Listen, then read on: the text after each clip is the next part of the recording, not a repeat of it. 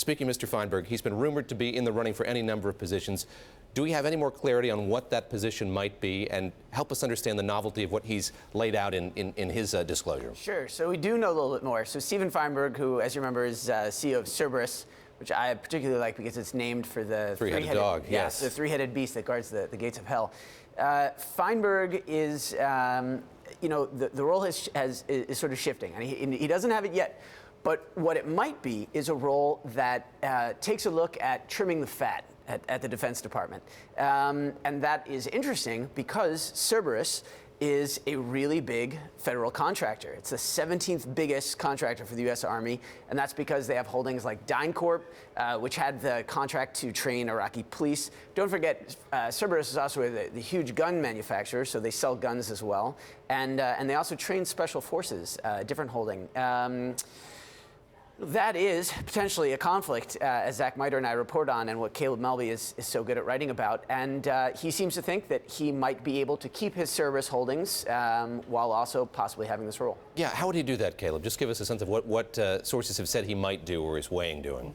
So if he were to do that, he'd have to put his holdings into a trust. If it's anything like the trust that Donald Trump set up for himself, you'd have some ostensibly independent trustees who'd run the business while he's in office to create some distance between him and the business. How effective that would be is open for debate, of course, if he maintains ownership, continues to be the financial beneficiary of that. I mean, from the top down, you look at Trump, who's kept his businesses, his son-in-law Jared, who's divested some but kept most, and the ones he divested went to his family. It would certainly be in keeping with the administration as it's been formed so far. Help us push forward, Caleb, if you would, what we got on Friday afternoon, evening. It was a late Friday news dump from the White House. Yeah. What happens now that we have these disclosures? What's the utility of getting those? What does the government do with them? Well, so that gives us a roadmap. It's a very limited roadmap for watching these folks as they go about their jobs in the White House to make sure that they're not doing anything that has a direct and clear beneficial impact on their assets, helps them make money. Of course, they're problematic in trying to suss that out. In Kushner's case, for instance, it's a bunch of LLCs. You can't quite tell what the LLCs own. He gets to value them himself. They're, of course, all self-reported. Somebody like Gary Cohn is a bit more straightforward. A lot of shares in Goldman, a lot of shares to come from Goldman, et cetera, et cetera. Max, this is a hugely wealthy cabinet, $12 billion cabinet, Bloomberg News has reported. You've written about Wilbur Ross, the Secretary of Commerce. How different is this cabinet from cabinets past? Well, we've just never had a cabinet this rich, at least I think according to what we can tell, although it's hard to know about those 18th century, 19th century cabinets. But what's interesting to me, though, about what Caleb just said is that you have a guy like Gary Cohn, who's a very, very wealthy man. I think he's, had something like $100 million worth of Goldman Sachs stock, although I'm guessing that number. So that stock he then sells, that's one kind of trust, and he buys replacement assets, things that aren't Goldman Sachs stock. That seems like a relatively good way of giving him a chance to say, look, I might be doing things that touch Goldman Sachs, but I'm no longer a Goldman Sachs shareholder. What's different, though, is that someone like Carl Icahn, who doesn't have an official role. Advisory role. But he still gets to keep everything he had. And that's what we're interested in, the prospect that would happen to Stephen Feinberg as well. That Stephen Feinberg, maybe he technically puts things in a trust, but he still holds all of his Cerberus assets, including contractors. He doesn't replace them with other assets, and he works on defense things at the same time. Now, that hasn't happened yet, and maybe if it did, they would put forward an explanation about why it's ethically okay. But it certainly raises an issue that, these are swampy waters. Caleb, you've got somebody like Jamie Gorelick defending Jared Kushner, saying what he's done is on the up and up, it's legal. What does this portend for other nominees to the administration? And Max brings up this notion here, if you've got people just in advisory roles, in some cases unpaid advisory roles. How legally sound is the argument that they're making there? Sure. So they've said that they're divesting from assets that are clear conflicts. They're keeping ones that aren't clear conflicts. If policy ever comes up, they'll recuse themselves from making decisions that could affect those assets. Legally, it's all very sound.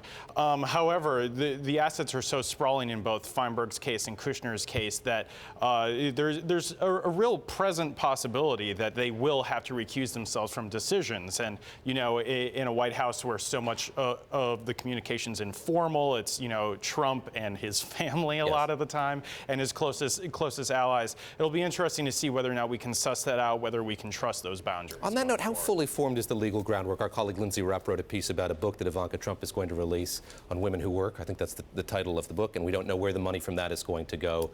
You bring up Jared Kushner. There's still a lot that's sort of up in the air still. Yeah. How inchoate is the law, is the legal foundation of all of this? I mean, it's very well set, not very well tested. Yeah. And we're getting the testing right now in real time, and that's why we're watching it so closely. Max, let me ask you lastly here just about Mr. Feinberg. Any indication of when we might learn what he's going to do? And again, he's being considered for an intelligence role or a national security role. How does his background complement that? What's his relationship like with the president? Well, it's a great question because Cerberus has hired a guy named Coates, Dan Coates, to do lobbying for it. Coates is now the DNI. Exactly, intelligence. But we reported that he didn't like that Steve Feinberg was going to come in and possibly have a fat trimming role that would touch the intelligence world. That was a job that was rumored in the past couple of weeks and months, and Coates apparently chafed at that. So the focus of his role is apparently shifting from intelligence more to defense, but I'm sure the Defense Department wouldn't like it either. Trump, however, would like Feinberg because Feinberg helped him raise and helped the groups backing him raise millions of dollars during the campaign. And like a lot of these nominees are rumored nominees, we've seen him with the president since he's become the president. Indeed, Mr. Feinberg was seen in Virginia as the president went to this aircraft carrier. The USS Gerald Ford. Indeed. They visited together, I believe. But look, the interesting thing is it's sort of fun to be a reporter focusing on this stuff. I mean, when I have questions, I go over to Caleb Melby's desk and I ask him about things. And I learned that, for example, you know, Jared Kushner, who I worked for at the New York Observer, that Jared Kushner is indeed selling some assets, but I believe you told me that some of those assets he sells to trusts that are controlled by family members. Yeah. It's not divesting and then going into these broad-based stock index funds that we've talked about before, but it's to family. The family continues to hold the assets. You can think of it just as like a different estate planning structure, basically. Yeah, that sure seems, you know, not very black and white.